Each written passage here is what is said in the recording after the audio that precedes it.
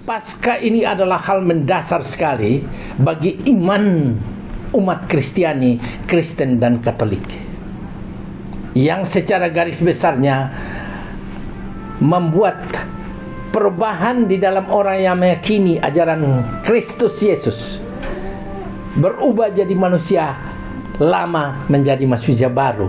Tapi tidak cukup. Solidaritas sosial, kepedulian berdasarkan kasih terhadap hubungan dengan sesama, itu juga sangat penting. Itu adalah penjelmaan dari iman Kristiani berdasarkan prinsip hukum kedua, mengasihi sesama manusia seperti diri sendiri.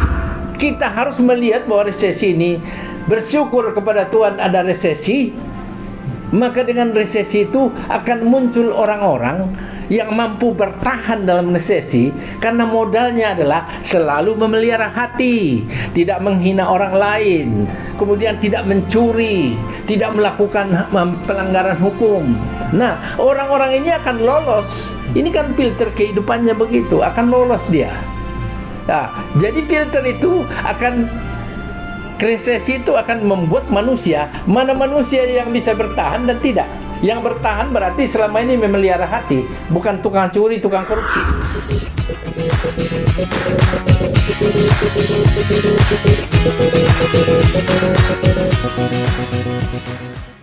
Paskah bukan sekadar peringatan rutin dalam kalender liturgi. Di tengah dunia yang penuh pergolakan, bagaimana kebangkitan Kristus bisa benar-benar membawa perubahan nyata bagi diri kita? Dr. John Palinggi, Ketua Harian Bisma, sebuah wadah yang merajut kerukunan lintas agama di Indonesia, punya pesan mendalam tentang esensi menjadi manusia baru. Sebuah pesan inklusif yang melampaui sekat agama, menantang kita untuk mematikan sifat-sifat buruk, dan bangkit membawa damai. Simak refleksi spiritual yang menggugah hati nurani ini. Ya, saya John Palinggi, atas nama Bisma, Wadah Kerukunan Umat Beragama Indonesia, Islam, Kristen, Katolik, Hindu, Buddha, Konghucu.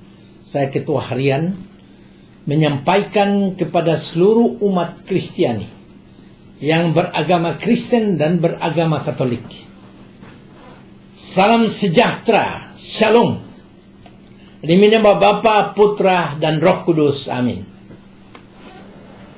Kalau ditanyakan oleh rekan-rekan wartawan, Pak, rangkaian dari Paskah itu sendiri, saya ingin sampaikan bahwa Paskah itu adalah perayaan kebangkitan Yesus Kristus yang menjadi puncak iman Kristiani, agama Katolik dan agama Kristen.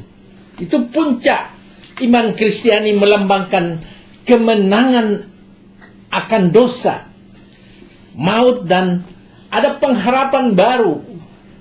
Pengharapan baru artinya perubahan diri kita menjadi lebih baik.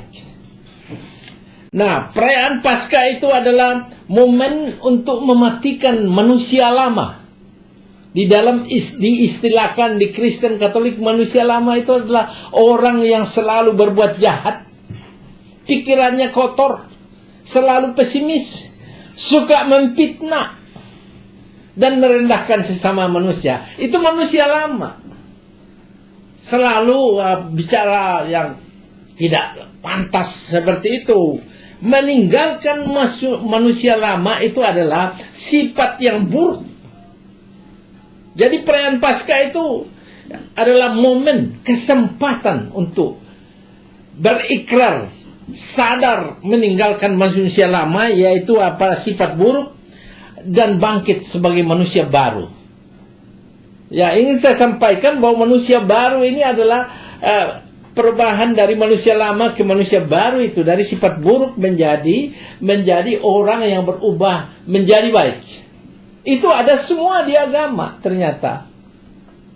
Di agama Buddha sendiri itu dikatakan meninggalkan kehidupan lama menjadi kehidupan baru.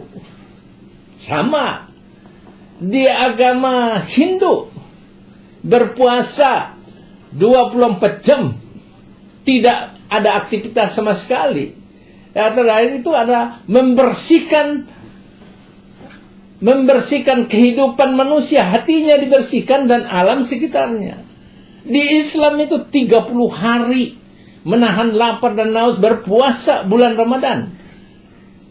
Dan pada akhirnya setelah 30 hari dinyatakan bahwa berdasarkan keyakinan sudah jadi fitrah bersih. Ini sama ini. Meninggalkan kehidupan lama yang sifatnya buruk menjadi manusia baru. Manusia baru adalah mengasihi sesama manusia. Tidak pernah berpikiran jahat terhadap sesamanya. Mengerjakan sesuatu. Jadi manusia baru adalah menjauhkan diri dari pelanggaran hukum, menjauhkan diri dari sikap korupsi dan mencuri orang lain punya hak ataupun negara. Itu sih manusia baru. Manusia baru artinya dia siap memelihara hatinya supaya bisa, karena dari sanalah hatinya itu, dari sanalah kehidupan dipancarkan. Jadi kalau orang manusia baru itu bertemu orang itu pasti orang lain merasa bahagia. Kalau manusia lama ketemu orang mukanya aja sudah mau makan orang, ya jelas. Karena di dalamnya itu buruk, jahat. Itu. Jadi saudara-saudara, kalau ditanyakan apa Paskah itu apa, dia ada kesempatan manusia baru itu membawa sukacita. Jadi tanda-tanda orang manusia baru itu adalah membawa sukacita dan juga kasih. Di ajaran Kristiani, ajaran Kristen itu kan dikatakan di samping mengasihi Tuhan Allah dengan segenap hati, mengasihi sesama manusia. Jadi bukan mengasihi sesama manusia Kristen Katolik aja, sesama manusia. Nah, implementasi kebahagiaan dan sukacita yang menjadi manusia baru itu adalah di dalam kita bagaimana berhubungan, membangun persaudaraan dengan semua orang tanpa melihat asal usul agama, etnis, golongan maupun mungkin ya orang yang kurang beruntung semakin harus dikasihi. Itu. Jadi maknanya dalam sebetulnya ini yang Paskah ini. Jadi bagi umat Kristen makna ini diperbaharui menjadi pembebasan rohani melalui pengorbanan yang orang Kristen Katolik itu menyatakan bahwa digelar sebagai anak domba Paskah. Jadi kenapa anak domba Paskah? Karena disalibkan. Paskah mengajarkan kasih dan solidaritas.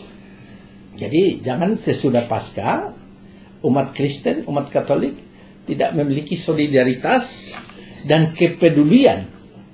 Itu penting sekali, kepedulian terhadap sesama manusia sebagai wujud iman. Jadi cahaya iman Kristiani itu muncul dari selesainya Paskah. Cahaya iman Kristiani itu adalah kepedulian. Kalau memang ada orang yang hidupnya susah sengsara, kemudian kita mampu menolong, tapi kita tidak lakukan, ya berarti belum memaknai Paskah sebagai jalan kehidupan untuk merubah kita menjadi lebih baik. Ya itu, jadi kepedulian. Sia-sialah orang beriman kalau dia tidak peduli kepada kesengsaraan orang lain. Dia tidak mengasihi sesamanya. Jangan melihat dia agama beda, suku beda, beda pendapatan, apalagi jangan. Itu adalah kebencian bagi Tuhan. Nah, Paskah sebetulnya kan berasal ya, kalau istilahnya sebetulnya Paskah itu melewati ya. Jadi ada rumah-rumah yang dikasih tanda supaya malaikat yang pembunuh itu melewati sehingga timbullah Paskah. Saya tidak mau terlalu dalam menganalisa itu karena jadi makna Paskah sesungguhnya itu adalah kemenangan atas dosa. Kenapa dikatakan kemenangan? Ya, membuat manusia sesudah Paskah sadar bahwa dia ini sangat cemar dirinya selama ini. Maka dia harus meninggalkan. Manusia yang suka takut akan kematian, ada Paskah penebusan dari Yesus, dia tidak perlu takut kematian. Kematian itu adalah memang hak. Jadi bukan kewajiban, tapi hak yang harus diterima. Ya, melalui kebangkitan Yesus. Itu adalah kebangkitannya membuktikan dia mengalahkan maut. dan menebus dosa umat Kristen Katolik. Jadi Paskah ini juga maknanya harapan. Ya, jadi kasih dan harapan. Paskah menegaskan kasih Allah kepada manusia. Jadi Paskah itu adalah menegaskan kekuatan Allah dari kejahatan dan kematian. Jadi Paskah ini maknanya juga melambangkan transisi dari kegelapan. Paskah transisi kegelapan menuju terang.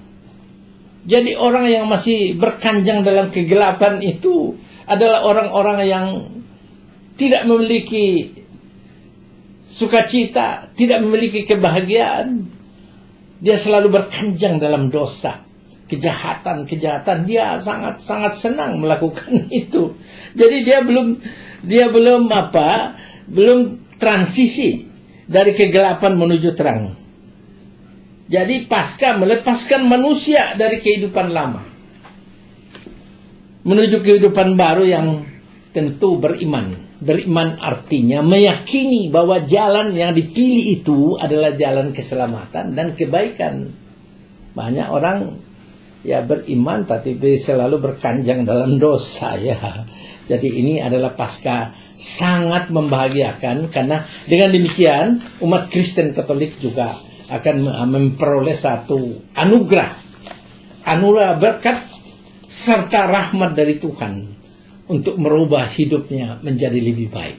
Saya yakin itu bahwa umat Kristen Katolik dengan selesainya Paskah ini akan lebih memancarkan cahaya keluar kepada siapa saja, karena kasih Kristiani itu adalah mengasihi sesama manusia. Ya. Tapi ada sambungannya seperti diri sendiri. Kadang-kadang kasih Kristiani itu mengorbankan diri, itu bukan kasih. Bagaimana mungkin orang mengasihi orang lain sementara tidak mengasihi dirinya?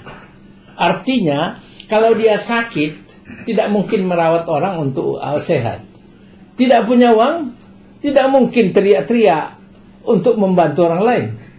Jadi, dalam iman Kristiani itu harus betul-betul jangan hipokrit. Betul-betul dinyatakan melalui ketulusan hati, kebersihan hati, pemeliharaan hati. Yang lainnya adalah makna daripada Paskah ini adalah kasih dan pengorbanan. Kasih dan pengorbanan ini menunjukkan kasih Allah yang rela memberikan anaknya Yesus sebagai perantara bagi manusia. Jadi hubungan antara Allah dengan manusia itu terputus akibat dosa. Dosa mulai asal muasalnya dari Adam dan Hawa. Maka ada di sana orang diusir dulu.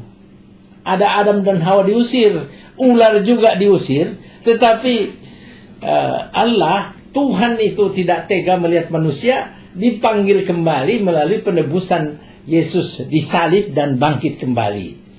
Ularnya tidak pernah dipanggil lagi. Itulah yang menjalar di dunia, yang orang Eropa, orang asing bilang Lucifer. Nah, Lucifer ini setan iblis. Ada di mana-mana itu. Jadi, manusia diberi pilihan. Apa memilih Tuhan Allah penciptanya, atau melalui penebusan Yesus disalib dan bangkit, atau tetap memilih ini ular yang menjelajah itu. Maka banyak orang sengsara hidupnya karena dia memilih ular iblis itu. Nah, urutan yang rangkaian Pekan Suci itu yang pertama, Pekan Suci adalah minggu terakhir masa Prapaskah, memperingati peristiwa-peristiwa terakhir hidup Yesus. Jadi memperingati kesengsaraan dia. Nah, Minggu Palma itu memperingati masuknya Yesus ke Yerusalem. Dielu-elukan, dia naik satu keledai yang penuh kemenangan, di mana orang-orang menyambutnya dengan lambaian daun palma. Nah, kemudian rangkaian Pekan Suci itu juga dilanjutkan dengan Kamis Putih. Ya, Kamis Putih itu mengenang perjamuan terakhir Yesus bersama murid-muridnya. Di sini Yesus membasuh kaki para murid dan menetapkan sakramen Ekaristi yang dilaksanakan oleh umat Katolik. Jadi bayangkan, kaki muridnya itu dibasuh. Banyak orang di hidupnya kalau sudah dapat jabatan itu tinggi sekali, tinggi sekali dia punya, tidak mau bertemu dengan orang. Ini malah membasuh kaki. Itu menandakan satu kerendahan, bahwa kerendahan yang dilandasi kasih terhadap sesama tanpa mempedulikan dia siapa. Jadi kemudian Kamis Putih itu dia membasuh kaki para muridnya dan menetapkan Ekaristi. Jadi ini yang sering Ekaristi dilaksanakan oleh saudara kita dari umat Katolik. Ya, dirayakan dengan itu yang istilah di Katolik Vigili Paskah, yang meliputi upacara cahaya penyalaan lilin Paskah. Kemudian berikutnya adalah Minggu Paskah. Ini puncak perayaan yang merayakan kebangkitan Yesus dari kematian. Jadi hari Jumat nanti ini adalah Jumat di mana masa sengsara, wafatnya, kemudian 3 hari dimakamkan, dia bangkit hari ketiga sesuai dengan firman Tuhan di Injil Alkitab orang Kristiani, Katolik dan Kristen. Jadi itulah rangkaian-rangkaian dalam rangka perayaan Paskah yang akan dilaksanakan oleh umat Kristiani yang di dalamnya ada agama Kristen dan agama Katolik.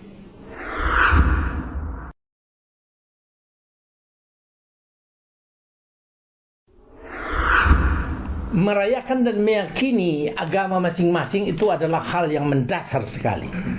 Karena itulah yang membentuk manusia kokoh, kuat, tegar, dan penuh pengharapan.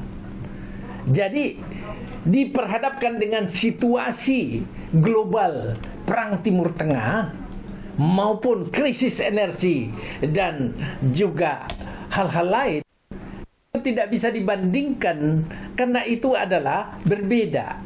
Perbedaannya adalah suatu keyakinan yang suci, yang sakral dan diyakini. Itulah jalan kehidupan sesungguhnya kan. Entah agama Buddha, agama Hindu, agama Buddha, agama Hindu, agama Islam, dan sekarang mau Paskah. Itu diyakini. Jadi beda. Masalah kesulitan hidup atau ada peperangan itu lain masalahnya lagi. Kalau menurut saya, munculnya satu peperangan dan sampai mengakibatkan seluruh dunia mengalami resesi, mungkin akan seluruh dunia sudah muncul ini, dan kita di sini belum juga, mungkin tidak tahu bagaimana ke depan. Menurut saya harus dipandang secara positif. Karena resesi ataupun tekanan hidup bagi manusia jangan dilihat sebagai hal yang sangat negatif dan tidak kita tidak suka yang barang begini. Suka tidak suka, hidup manusia selalu diiringi dengan kepahitan, kebahagiaan, kesengsaraan, dan kebahagiaan. Hidup manusia mulai dari lahir sampai itu akan diiringi dengan hal yang disenangi dan tidak disenangi. Yang tidak disenangi peperangan sehingga mengakibatkan kita, katakanlah kita ini resesi. Ya resesi itu baik kok. Kalau kita pandang sebagai suatu ancaman, ya kita bukan sebagai manusia yang percaya kepada Tuhan, percaya kepada Allah, percaya kepada Sang Hyang Widi Wasa, percaya kepada Buddha. Kita harus melihat bahwa resesi ini, bersyukur kepada Tuhan ada resesi, maka dengan resesi itu akan muncul orang-orang yang mampu bertahan dalam resesi karena modalnya adalah selalu memelihara hati, tidak menghina orang lain, kemudian tidak mencuri, tidak melakukan pelanggaran hukum. Nah, orang-orang ini akan lolos. Ini kan filter kehidupannya begitu, akan lolos dia. Nah, jadi filter itu akan Resesi itu akan membuat manusia, mana manusia yang bisa bertahan dan tidak. Yang bertahan berarti selama ini memelihara hati, bukan tukang curi, tukang korupsi. Ya, yang langsung putus asa, inilah orang yang tidak bertuhan. Jadi jangan pandang resesi itu suatu ancaman. Menurut saya akan memfilter manusia, baik secara rumah tangga juga akan terfilter. Apakah dengan resesi rumah tangga itu masih utuh atau tidak? Kalau menurut saya rumah tangga harus lebih utuh, lebih dalam, dan lebih saling memperhatikan. Mungkin selama ini suami istri giat aja yang nggak karuan, sekarang pasti resesi, pasti kembali ke rumah. Ya kan? Nah, dalam negara mungkin selama ini kita saling bertarung. Ya, orang-orang yang muncul di televisi mungkin ada kepentingannya dapat uang dari Amerika, dapat uang dari Israel, atau dapat uang dari Iran. Dia lagi mencaci maki. Nanti ada sadar kok. Sadar sendiri. Resesi itu menciptakan manusia menjadi lebih baik. Ingat, menciptakan manusia menjadi lebih baik. Kesadaran akan muncul saat ada masalah bagi manusia. Tidak pernah orang manusia mencari Tuhan kalau dia tidak dikasih kesulitan, kepahitan, bahkan resesi.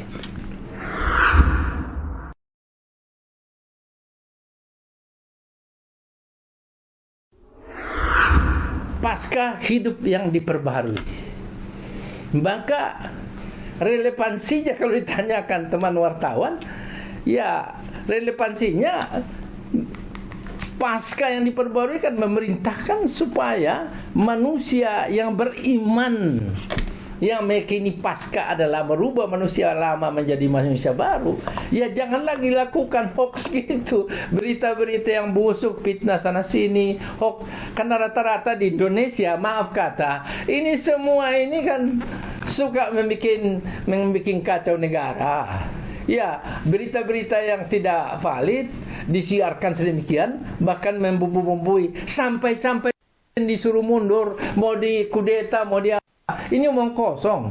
Saya tegaskan, tidak akan pernah Bapak Prabowo turun kalau ada yang mau kudeta. Itu, pegang itu. Tidak pernah dikudeta dengan jalanan. Kalau DPR bersidang karena ada satu pelanggaran hukum atau melanggar sumpah, mungkin terserahlah, itu haknya mereka. Tapi kalau parlemen jalanan, saya tegaskan, Bapak Presiden tidak akan pernah diturunkan, tidak akan pernah oleh parlemen jalanan, siapapun dia. Harap yang mendengar ini paham itu.